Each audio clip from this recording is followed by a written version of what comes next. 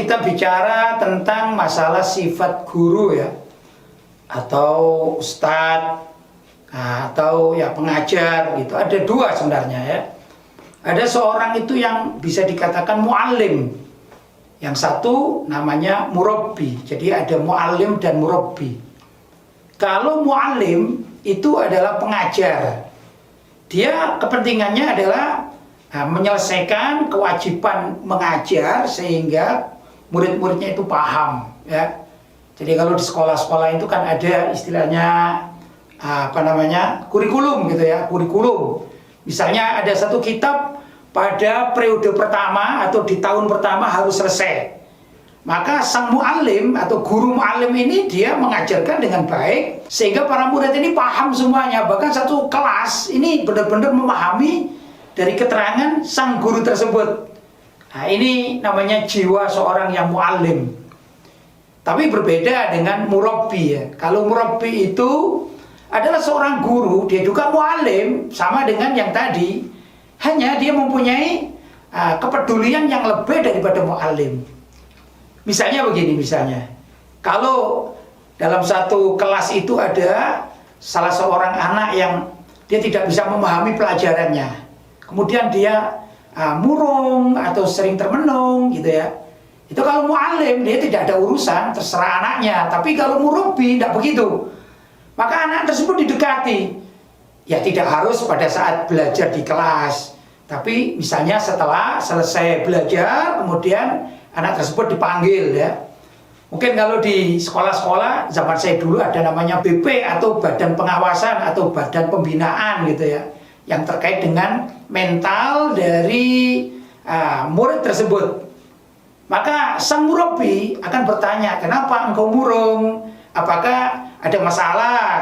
Atau mungkin di dalam keluarganya, misalnya anak kecil ya, apakah engkau diberi uang saku sama ayah dan ibumu kurang? Nah ini dia peduli. Atau mungkin juga demikian, kalau ada anak yang sekira tidak beres di dalam pelajarannya itu, dia tidak langsung memvonis, tapi mempelajari apa yang sebenarnya terjadi pada anak tersebut. Nah, ini kan ada film video yang ringkas itu, ada anak yang sering terlambat masuk kelas itu. Hari pertama dia cambuk dia oleh gurunya, berat gitu ya. Kemudian dijanji kamu besok tidak boleh terlambat.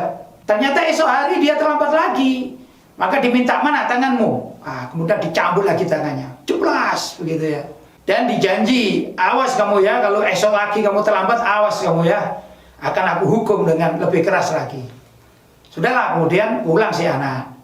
Nah esok hari sangat kebetulan sang guru yang tadi menghukum itu berjalan dan melihat si anak atau murid yang terlambat itu ternyata dia mendorong gerobak untuk jualan. Setelah ketemu ternyata ibunya sedang sakit. Jadi si anak ini menggantikan kedudukan sang ibu padahal dia masih usia ya kecil sekali, masih sekolah dasar yang tidak pantas dia berjualan gitu. Maka tatkala sang guru ini sudah di kelas dan murid tadi itu datang, maka diminta, ayo kamu terlambat lagi hari ini, kamu berikan tanganmu kepadaku. Nah setelah tangannya diberikan ternyata bukan dipukul tapi dirangkul bahwa tanganmu ini tangan yang barokah karena engkau sudah membantu keluargamu, khususnya ibumu yang sedang sakit, dan engkau yang menggantikan kedudukannya. Nah sifat seperti inilah yang dikatakan seorang itu menjadi murabbi, bukan sekedar muallim tapi benar-benar murabbi, yaitu mentarbiyah, mendidik orang dengan karakter masing-masing. Dia bisa, dia tahu, bukan sekedar muridnya harus paham, tapi kondisi dari para muridnya itu dia benar-benar paham sehingga mengarahkan sedemikian rupa agar benar-benar sang murid itu menjadi berhasil dalam kehidupannya, baik di dunia khususnya di akhirat. Itu yang namanya jiwa murabbi, berbeda dengan muallim.